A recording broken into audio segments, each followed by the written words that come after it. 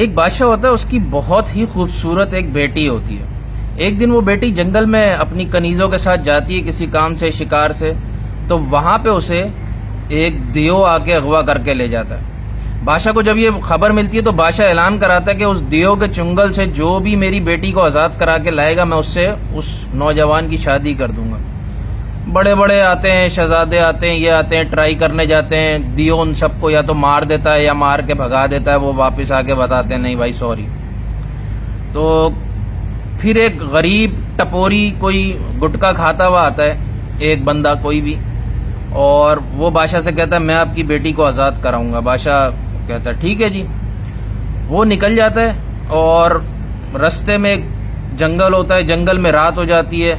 उधर एक झोपड़ी होती है जिसमें से रोशनी निकल रही होती है। उस झोपड़ी में जाता है तो वहां पे एक बुजुर्ग बैठे होते हैं। वो बुजुर्ग उसे बताते हैं कि यार दियो ऐसे काबू नहीं आएगा, दियो की जान एक तोते में, अगर तुम उस तोते को काबू कर लो तो समझो दियो काबू आ जाता है। वो यही करता है, लड़का जाता है उस तोते को ढूंढता है, तोता मिल जाता है, फिर वो दियो को हलाक करता है। और दियो को हलाक ऐसे करता है कि पहले तोते की एक टांग मरोड़ता है तो दियो की टांग में बड़ा दर्द होता है, वो फिर हाथ मरोड़ता है, वो शहजादी को छोड़ देता है और फिर एंड में गर्दन मरोड़ देता है। कहानी खत्म।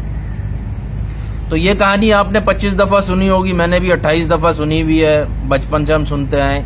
लेकिन बात यह कि हमने इससे सबक क्या लिया?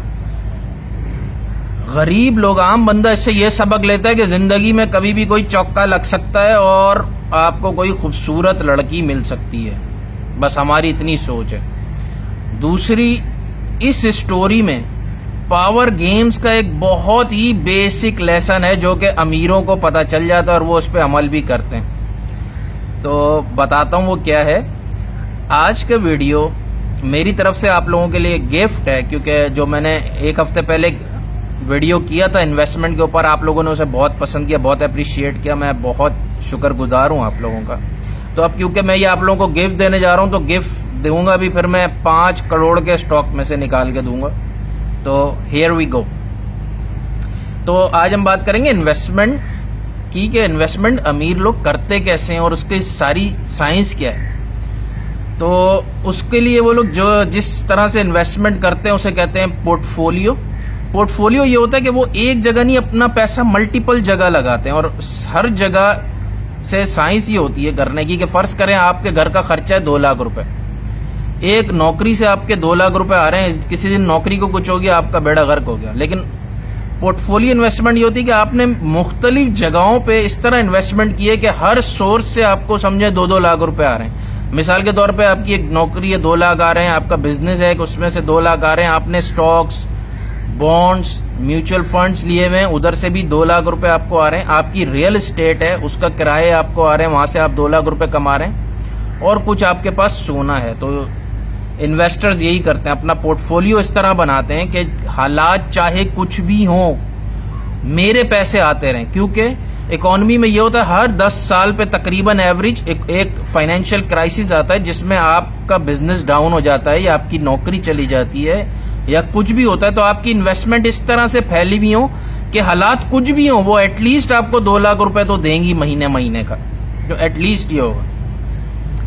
गोल्ड एज अ रेगुलेटर होता है, और गोल्ड रेगुलेट होने का क्या है ये मैं अभी आपको बताता हूँ कि वो कैसे एक्ट करता है रेगुलेटर। गोल्ड एक डेड इन्वेस्टमेंट होती है। गोल्ड आपको पर मंथ कुछ भी नहीं देता, गोल्ड से कुछ भी हासिल नहीं होता। जिस तरह प्रॉपर्टी से रेंट हासिल हो रहा है, नौकरी से हर महीने आपको पैसे आ रहे हैं, बिजनेस से आपको पैसे आ रहे हैं, स्टॉक से आपको प्रॉफिट्स आ रहे हैं, गोल्ड से कुछ भी नहीं आता। लेकिन गोल्ड एक बहुत बड़ा रेगुलेटर है, और वो रेगुलेट इस तरह करता है कि जब 10 साल बाद जब भी कभी प्रॉपर्टी डाउन होगी, हालात खराब होंगे, गोल्ड ऊपर जाना शुरू हो जाएगा।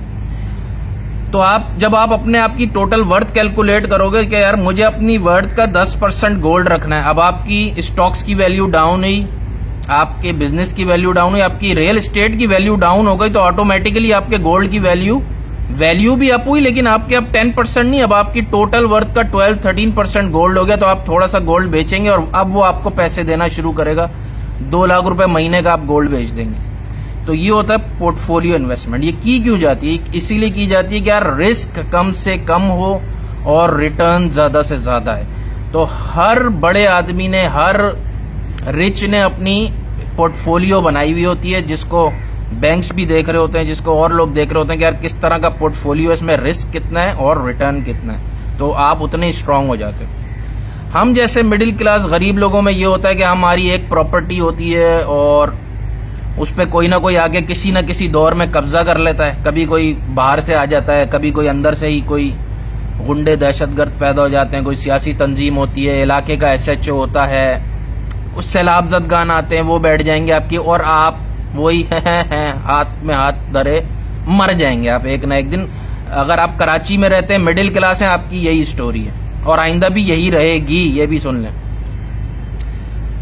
जिस तरह, अब बहुत इंपॉर्टेंट चीज, जिस तरह इन्वेस्टमेंट का पोर्टफोलियो होता है, पावर का भी एक पोर्टफोलियो होता है। पावर पोर्टफोलियो में भी लोग यही करते हैं कि आपने अपनी इन्वेस्टमेंट मुख्तलिफ पावर सर्कल्स में इन्वेस्ट की हुई है, एक मरेगा तो दूसरा आपको पावर देगा, दो मरेंगे तो तीसरा आपको पावर देगा, और उसमें एक रेगुलेटर भी होता है।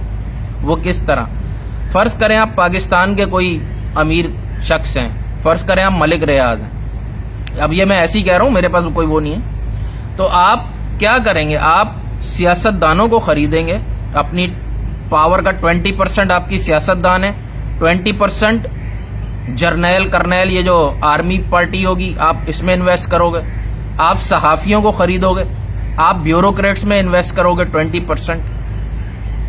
इसी तरह आपने जो जो पावर सर्कल है, आपका पावर पोर्टफोलियो ये है कि आपने हर जगह इन्वेस्ट किया हुआ है। जहां सियासतदान आपसे 3-5 करेगा, आप उसको नैब से नोटिस दिलवाओगे। जब आपको नैब तंग करेगी तो आप जजों को बोलोगे, वो कोई ना कोई हाई कोर्ट, सुप्रीम कोर्ट नैब का नोटिस लेगी, आपको बरी करा देगी। जज 3-5 करेंगे तो उन्हें रावलपिंडी से जमीर का फोन आएगा, और जमीर समझा करें, तो एक दूसरे को ये कैंसिल आउट करते रहेंगे, आपकी पावर कहीं नहीं जाएगी। हालात कुछ भी हो, मुल्क में जमहूरियत हो तब भी आप पैसा बनाओगे, मुल्क में आमरियत हो तब भी आप पैसा बनाओगे, मुल्क में अनारकी हो तब भी आप पैसा बनाओगे, कुछ भी हो। अब पावर में एक गोल्ड भी होता है, एक रेगुलेटर भी होता है कि वो बाहर बैठा होता है, चुप करके बैठा होता है, वो आपको मंथली कुछ नहीं देता, मरी हुई इन्वेस्टमेंट होती है, लेकिन जब हालात खराब होते हैं तो वो गोल्ड आपको सेव करता है।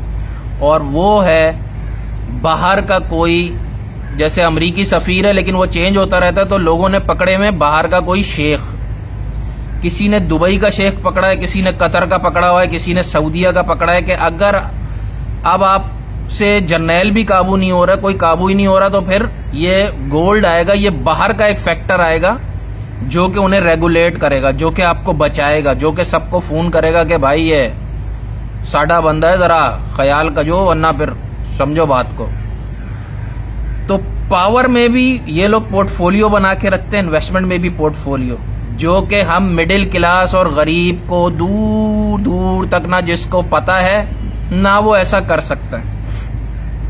अब तोते की कहानी मैंने क्यों सुनाई थी, या जो आपको शुरू में कहानी सुनाई, देव होता है और उसकी जान तोते में होती है, वो ये होती है कि जब आपसे पावर में डायरेक्ट कोई काबू ना आ रहा हो, चीफ जस्टिस इफ्तिखार चौधरी आपके काबू ना आ रहा हो, तो तोते की आपने देखना उसकी जान किस तोते में, तो आप अरसलान इफ्तिखार पे इन्वेस्ट करते हो, समझे, मलिक रियाज, और वो समझ रहे हो। आपसे जनरल परवेज कियानी काबू नहीं आ रहा तो आप कामरान कियानी पे इन्वेस्ट करते हो। नवाज शरीफ की जान मरियम में है, उस तोते पे इन्वेस्ट करते हो। जरदारी की जान बिलावल में, उस तोते पे इन्वेस्ट करते हो। तो आप ये तोते पकड़ते हो और इन तोतों को आप चूरी खिलाते हो, ये आपकी टेंटें बोलेंगे। जहां दियो ने कुछ किया तो ये तोते की आप हल्की सी तोते को स्क्रू करो, दियो को तकलीफ होगी। जिस तरह आपने देखा नवाज शरीफ साहब तकरीबन मरने के करीब थे, लेकिन मरियम नवाज पे अभी अटैक कह लें या जो भी था वो हुआ, तो नवाज शरीफ साहब तड़प गए। तो दियो की जान एक तोते में होती है, ये लोग उस तोते को आइडेंटिफाई करके उसको छेड़ते हैं पे। अब मिडिल क्लास और गरीब बोलेगा यार ये सारी आपने दास्ताने गम सुना दी, हमारे लिए इसमें कुछ भी नहीं था। एक तो ये गेम समझना था, लेकिन सेकंड एक आम बंदा जिसकी यार वो बोलता है यार हम रोजी रोटी के चक्कर में ही पूरे हुए में, तनख्वाही पूरी नहीं हो रही और आप पता नहीं कौन सी दास्तानें सुना रहे हो, तो भाई मैं कहाँ इन्वेस्ट करूं। मिडिल क्लास और गरीब के लिए बहुत अच्छी बेस्ट इन्वेस्टमेंट है जो कि वो कभी नहीं करता। अपने ऊपर इन्वेस्ट करो, ट्रेनिंग्स लो, कुछ सीखो, कोई मेंटोर हायर करो, वो आपको ऊपर लेके जाएंगे।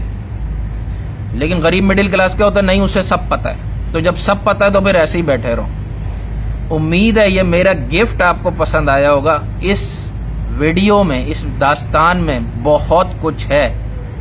अगर आपने ये वीडियो चलते फिरते देखी, इसे एक दफा रिपीट जरूर कीजिएगा सुकून से। अल्लाह हाफिज।